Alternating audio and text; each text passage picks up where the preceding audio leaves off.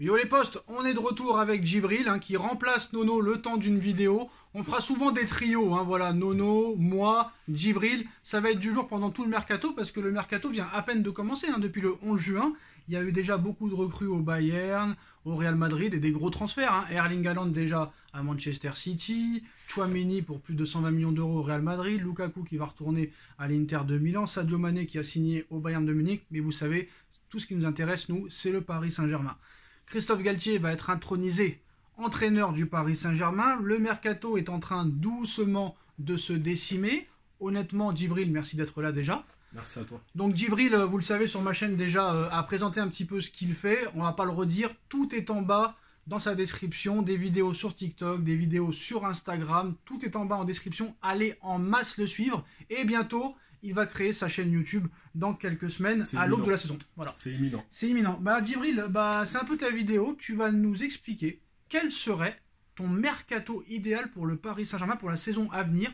On va te donner une enveloppe. Allez, une enveloppe entre, on va pas se mentir, entre 100 et 150 millions d'euros. Voilà, avec peut-être des départs qui pourraient avoir lieu. On a parlé d'Idrissa Gueye qui pourrait quitter le PSG pour Galatasaray. On n'a pas parlé de ça dans notre vidéo de ma chaîne, mais Pablo Sarabia pourrait être prêté à l'Atlético Madrid. Diego Simeone pourrait en faire aussi un très très gros joueur qui pourrait revenir au PSG et peut-être que le PSG pourrait le vendre après. Et aussi on va parler d'un joueur qu'on n'a pas parlé aussi dans l'autre chaîne. Diego Simeone et l'Atlético Madrid ont proposé Joao Félix à plusieurs clubs, dont le Paris Saint-Germain, mais là il faudra aussi débourser une grosse somme d'argent. Il y a plusieurs médias aussi qui nous disent que cette enveloppe de 80 millions n'existe pas vraiment et que le PSG, encore une fois, ne regardera pas à la dépense cet été, mais il faudra quand même faire attention au fair play financier qui est de retour, surtout après les déclarations, encore une fois, de Javier Tebas, de la plainte de la Liga.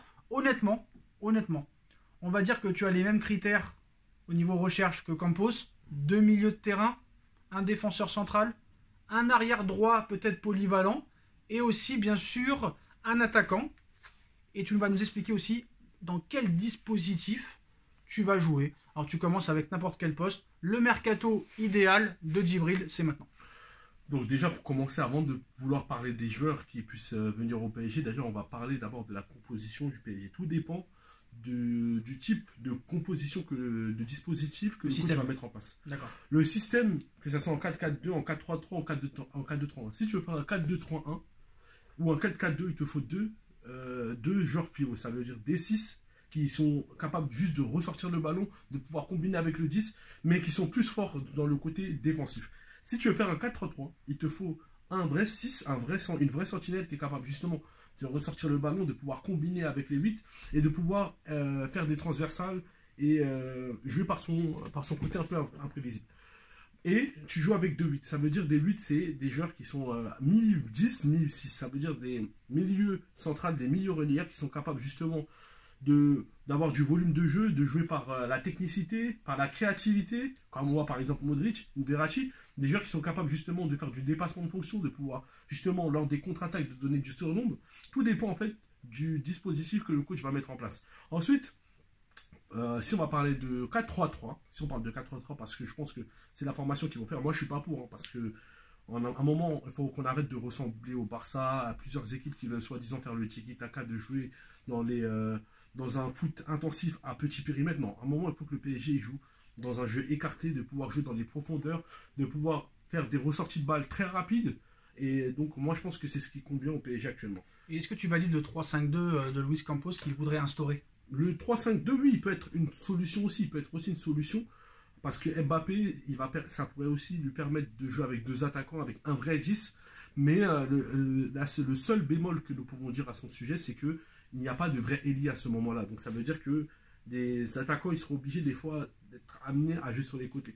Mais on n'aura pas de véritable ailier dans cette formation. Alors maintenant, avec les joueurs que tu vas choisir, dans quel dispositif tu jouerais et avec quel joueur tu jouerais et quel recrue tu prendrais? Si tu as des noms, tu nous les dis. En fait, si c'est un 4-3-3, donc forcément, ce qui va se passer, c'est qu'il nous faudrait un vrai 6. Quand je dis un vrai 6, c'est quelqu'un comme De Jong. De Jong qui peut jouer 8 et à la fois 6, quelqu'un qui peut ressortir le ballon, qui peut justement être complémentaire avec Verratti, qui lui prend des risques balle au pied, qui peut aussi justement combiner avec Messi et Neymar dans les petits périmètres, donc ça c'est un bien. Et Vitinha qui a un profil à peu près comme Deco, qui peut être à la finition, qui peut justement être le décisif, celui qui fait des passes, et dont aussi ça provient les actions qui sont dangereuses. Oui, parce que tu as regardé le profil de Vidinia et voilà, c'est quand même intéressant. C'est intéressant et ça peut être aussi une autre alternative en dehors de Verratti. Lui va apporter autre chose sur le plan offensif parce que Verratti, on sait qu'il ne marque pas et qu'il ne fait pas beaucoup de pas décisifs. Lui, il est plus bon dans le registre un peu plus bas, mais pour ressortir le ballon proprement. Parce que pour Vidinia, tu n'étais pas trop pour, mais tu as quand même regardé un petit peu le profil et tu te dis quand même que ça pourrait être intéressant aux côtés de Marco Verratti. Exactement. Si c'est dans un système comme ça. Maintenant, si c'est dans un 4-4-2, vraiment dans un 4-4-2 ou un 4-2-3-1, là, ce qu'il nous faut actuellement au PSG, c'est deux milieux de terrain qui sont pivots. Ça veut dire des milieux de terrain qui sont capables justement d'être bons, plus forts sur le plan défensif et de pouvoir compenser le fait que certains joueurs ne redescendent pas et qui peuvent lors de la possession de balle, de pouvoir ressortir le ballon proprement. Donc si je comprends bien, si tu joues en 4-3-3, Vidinia et De Jong accompagnés de Marco Verratti, si tu joues en 4-4-2, Verratti, De Jong.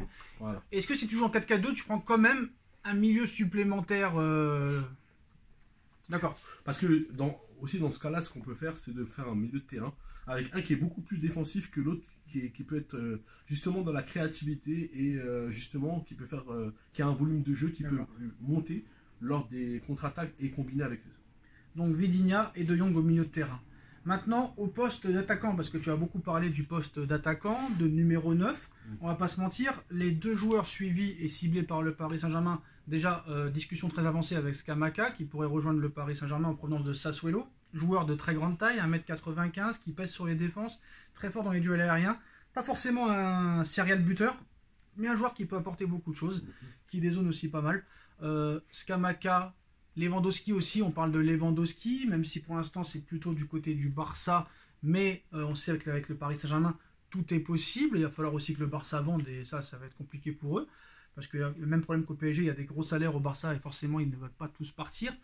Honnêtement, tirer plus sur un profil à la Scamacca, qui a un profil à la Vlahovic, à la Erling Haaland, ou plutôt un Robert Lewandowski, ou peut-être un autre joueur que tu vas nous dire. Après, le cas de Scamacca, moi je ne sais pas c'est quel genre de profil, je ne l'ai pas vu jouer. Après, Lewandowski, ça peut être une opportunité, mais il ne faut pas oublier qu'il a quand même 34 ans et qu'il faut penser à l'avenir. Et je pense que Luis Campos, il ne va pas le recruter car lui, c'est quelqu'un qui va justement penser au long terme et pas à court terme. Maintenant, pour le cas de Scamacca, il faut savoir c'est quel genre de profil. Moi, je ne connais pas personnellement, mais il faut un attaquant qui est grand de taille, qui est chirurgical devant les cages, qui est capable de récupérer des ballons aériens et des ballons justement à ras terre, comme par exemple si tu mets un ailier. C'est pour ça qu'il nous faut justement un ailier droit qui est capable de centrer et que ça soit aérien et à ras terre. Est-ce que tu as un nom en tête? Anthony de l'Ajax, tout à l'heure on parlait de lui, okay. Ousmane Dembélé. Ousmane Dembélé, c'est un joueur qui s'est bien centré. À ras terre, il est très très bon. Et justement, parce que Mbappé, il n'a pas encore travaillé ses appels d'attaquant et justement ses frappes lors des centres. Mais aussi d'avoir un attaquant qui peut être aussi un point de fixation pour Mbappé, un pivot qui peut jouer dos au but, qui est capable de combiner, qui est capable aussi d'être chirurgical devant les cages. Après, Dembélé, c'est pas vraiment un buteur chirurgical. Il marque très peu, on va pas se mentir, il marque très peu. Honnêtement, si tu en avais un à choisir, on te demande de choisir un seul, Dembélé ou Anthony? Dembélé ou Anthony, moi j'aurais plus dire Anthony parce qu'il est beaucoup plus jeune et il se blesse pas. Mais après, attention, puisque maintenant Ousmane Dembélé s'est marié, donc ça l'a rendu plus mature. Quand tu te maries, normalement ça te rend plus mature. Et Ousmane Dembélé, lui, c'est vrai qu'il marque pas beaucoup, c'est vrai qu'il rate beaucoup, c'est vrai qu'en partie on a pu le voir, et même en équipe de France, mais il est très très bon dans les passes, dans les centres à ras terre. Alors, Vidinia, De Jong, accompagné en neuf d'un Anthony, plutôt qu'un Scamacca, d'accord. Maintenant, au niveau de la défense centrale, est-ce que pour toi c'est nécessaire de prendre un défenseur central supplémentaire? Après une doublure, on va pas se mentir, à Hakimi, ce serait aussi pas mal, plutôt joueur polyvalent. On sait que le PSG est sur le point de finaliser dans quelques jours peut-être la venue de Milan Skriniar au poste de défenseur central, vu que Campos voudrait que Galtier joue en 3-5-2, donc il pourrait être aligné à Marquinhos et Sergio Ramos ou Kipembe. Ou sinon, est-ce que tu restes avec Kipembe, Sergio Ramos et Marquinhos? Et du côté de l'arrière droit en doublure d'Hakimi, est-ce que aussi t'en prendrais un? Est-ce que tu serais d'accord aussi avec la piste Mukele ou est-ce que tu aurais un autre joueur? Est-ce que tu valides en gros la piste Skriniar et Mukele, ou est-ce que toi tu prendrais deux joueurs, ou est-ce que tu prendrais pas de défenseur central et seulement un arrière droit? Dans chaque poste, déjà que ce soit au milieu de terrain ou que ce soit en défense ou en attaque, il faut de la concurrence saine. Ça veut dire un joueur qui est capable d'avoir un niveau qui est proche du titulaire pour pouvoir le titiller, afin que le titulaire devienne beaucoup plus fort. Et c'est ce qui manque. En fait, les joueurs au PSG, ils sont sur un siège confortable. Et justement, ils ont un potentiel, ils ne peuvent pas l'exploiter parce qu'ils n'ont pas justement le feu au cul. Ils ne peuvent pas réussir à pouvoir justement se dépasser en termes de niveau et en termes de potentiel. Pour le poste de Skriniar, vraiment Skriniar, moi je pense que ça va justement troubler Kimpembe. Il faut un joueur, mais pas un joueur qui est de ce niveau-là, parce que Kimpembe, je pense que ça va plus le ralentir qu'autre chose. Il faut une concurrence qui est proche, mais Skriniar, avec 70 millions, s'il est au PSG, c'est pour être titulaire. Après, tout dépend si c'est pour un 3-5-2 ou un 3-4-3. Il peut jouer dans ce système, parce que aussi, il ne faut pas oublier que Ramos, il a un an de contrat et que possible, il ne va pas rester à long terme. Peut-être que c'est justement pour pouvoir construire à long terme ce système avec Marquinhos, Kimpembe et Skriniar. Est-ce que tu valides l'option Skriniar ou tu as un autre nom en tête? Moi, Skriniar, bon, moi le problème c'est que Skriniar, s'il vient pour 70 millions, j'ai peur en fait. Peut-être 60. Pour 60 ou 70 millions, j'ai peur que justement ça va freiner Kimpembe dans sa progression. Et que mais ça va progresse plus Kimpembe, moi je le vois pas progresser, je le vois dégraisser. Oui, mais le problème c'est que Skriniar c'est un poste justement avec 70 millions où on espère qu'il soit titulaire.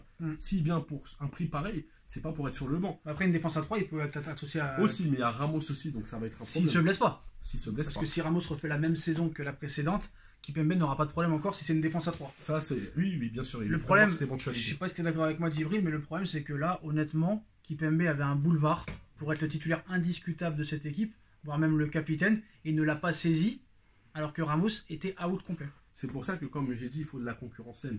Mais Skriniar, c'est pas de la concurrence saine. Il faut quand même un milieu de terrain qui a à peu près le même niveau que Diallo. Diallo, il est bon, c'est juste qu'il se blesse beaucoup. Quelqu'un qui a... Un défenseur central. Voilà, un défenseur central, j'ai fait un lapsus. Un défenseur central qui est capable justement d'avoir un niveau qui est proche du titulaire, mais pas... Et tu as un nom? Bah justement, là c'est très compliqué en défense. On a Bastoni de l'Inter qui est justement à peu près à un niveau qui est similaire ou un peu moins que Kimpembe. Je pense que justement il peut essayer de le titiller. Mais Skriniar c'est un niveau qui est quand même au-dessus et je pense que c'est pas nécessaire. Moi, un joueur au milieu de terrain qui me plaisait beaucoup, qui me plaît beaucoup, hein, c'est Brozovic de l'Inter de Milan. Parce qu'on parle de Sanchez, on parle de Vitinha, toi tu parles de Jong, mais Brozovic, franchement, moi j'aime beaucoup ce joueur-là. Je pense qu'il pourrait beaucoup apporter au milieu de terrain. Et vraiment, je pense qu'en plus là, il sera libre. Je pense qu'il est libre cet été. Et ce serait dommage de passer à côté, honnêtement. Bah pour le cas justement de Brozovic, c'est un joueur qui sait s'intercaler entre les lignes, qui sait ressortir le ballon. Lorsque l'équipe de l'Inter a la possession de la balle, il arrive de se rendre disponible pour pouvoir trouver des failles. Il peut combiner avec les milieux de terrain, que ce soit Barella ou les autres latéraux lors de leur montée offensive. C'est un joueur aussi qui est capable aussi de marquer, d'être un passeur décisif, de monter jusqu'à la surface de réparation. Il est très très bon défensivement, il arrive à faire des courses. Il est très endurant, donc ça je pense que ça peut être aussi un avantage pour le PSG. Et maintenant pour la doublure d'Hakimi, là aussi il faut une concurrence saine. Est-ce que tu valides la piste Mukiele qui peut jouer à droite comme dans l'axe, même peut-être même au milieu de terrain plus haut des fois pour dépanner, mais très rarement, ou est-ce que tu as un autre nom? Moi pour moi Mukiele, je pense que ça peut être une bonne alternative parce qu'il est très bon défensivement et je pense que lors des matchs à haute intensité, je pense que des fois ce serait bien de faire rentrer justement Mukiele pour pouvoir garantir ce côté défensif. Tu vois, donc je pense que ça peut être aussi intéressant. Et est-ce que pour toi, et on finira là-dessus, très rapidement, si tu peux nous donner ton 11 type, comment tu jouerais avec les recrues que tu nous as dit, et très clairement, est-ce que le Paris Saint-Germain, tu penses, fera des tests dans les 4-5 premiers matchs ou restera carrément sur le même système, dispositif quoi. Donc, concernant le PSG, en fait, il y a plusieurs dispositifs. En fait, tout dépend de la physionomie de jeu. Okay, pour moi, ça n'a pas vraiment d'importance 3-4-3, 4-2-3-1. Tout dépend en fait de ce que le coach veut mettre. Maintenant, si le coach il veut aligner un système, il faut qu'il soit bien aligné sans vouloir essayer de faire des postes, comme on a vu avec Pochettino et Tourelle, de trouver à tout prix de la polyvalence pour tout le monde. Non, chaque joueur doit briller dans son poste de prédilection, d'arrêter de trouver de la polyvalence pour tout le monde. Je pense que la meilleure manière de pouvoir trouver un équilibre dans cette équipe, c'est d'avoir un vrai 6 et un 8, tu vois, dans un système à 2. Tu vois, il peut faire un 3-4-3, un 3-4-2, un 3-4-3, un 3-5-2 plutôt, avec 2-8, ça veut dire avec un 6, un vrai 6 qui est capable de ressortir le ballon, qui est capable d'être la tour de contrôle, et un vrai 8 qui est capable aussi de pouvoir faire du volume de jeu, la créativité, et de pouvoir aussi combiner avec les attaquants. Et comme ça, ils auront une garantie par la défense derrière de Ramos ou Kimpembe, Skriniar et Marquinhos. Alors on a parlé de Jesus et on a parlé aussi de la prolongation de Neymar sur mon autre chaîne, Sacha Venida. Allez voir l'avis de Djibril. mais aussi sur la piste Joao Félix. Bon, moi je pense que quoi qu'il en soit, c'est très très cher et que c'est pas forcément indispensable. Très surcoté. Très surcoté. Faut pas y aller, on est d'accord? Pas du tout. Voilà, faut pas y aller. Parce que l'Atlético Madrid cherche à le vendre et l'a proposé à plusieurs clubs. Maintenant, pour finir cette vidéo, très clairement, Djibril, toi tu jouerais comment déjà? Très rapidement.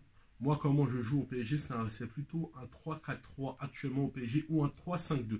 Ça veut dire avec un vrai 10, avec un vrai attaquant, avec un vrai 10, et justement un 10 qui est capable justement d'être le chef d'orchestre dans les animations offensives. Ça va permettre aux latéraux, Hakimi et Nuno Mendes de pouvoir monter, de donner du surnom. Pressing tout terrain, attaque directe. Voilà, exactement. Voilà, et au moins, ils auront des garanties avec la défense de 3 que lorsqu'ils ne redescendent pas ou lorsqu'ils sont en retard, d'être au moins plus tranquille. Alors on va faire le 11 de Djibril avec les recrues qui pourraient nous dire, honnêtement, avec les recrues que tu nous as dit, hein, même si le PSG n'est pas forcément intéressé par un ou deux joueurs que tu as cités, honnêtement. Donc déjà, Donnarumma ou Navas? Pour moi, cette année, par rapport à Donnarumma, il faut lui mettre de la concurrence. Moi je mettrais Navas numéro 1, voilà, Navas numéro exactement, 1. Parce qu'il faut qu'il se réveille, il faut qu'il se remette en question. On a vu encore la bourde avec l'Italie. Voilà, avec l'Italie, je pense qu'il n'est pas bien. Voilà. Le but contre le Real, ça l'a vraiment perturbé sur le plan psychologique.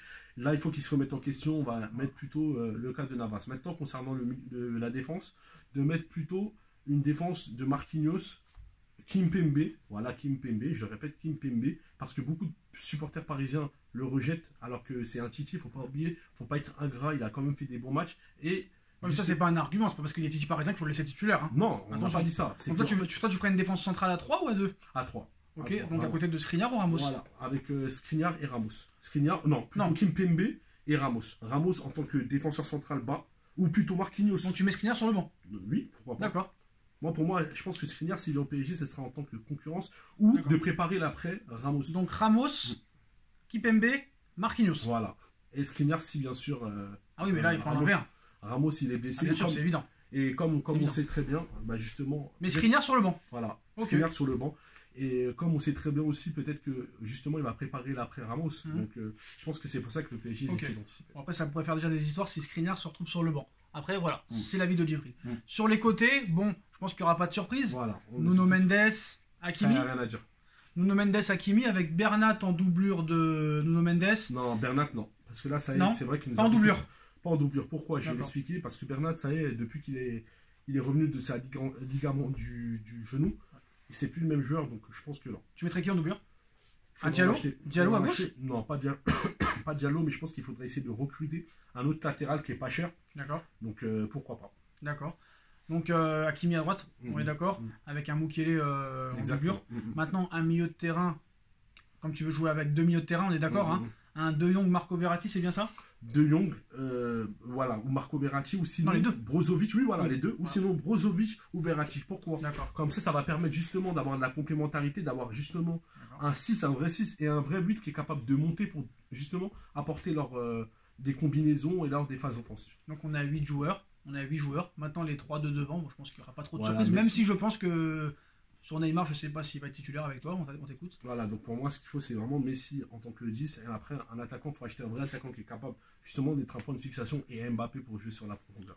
Donc en numéro 9, tu nous as dit tout à l'heure. Il faut un attaquant, ouais, par exemple. Après, moi, Scamacca, je ne le connais pas, mais un vrai attaquant qui est capable d'être un point de fixation et de pouvoir être chirurgical, et Mbappé pour jouer dans la profondeur. Donc Anthony. Voilà. Après, Anthony, c'est plus un ailier. Moi, il me faut plus un attaquant qui est un attaquant de métier.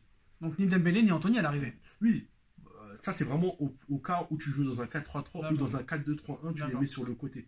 Mais ce n'est pas des attaquants. D'accord. Neymar sur le banc.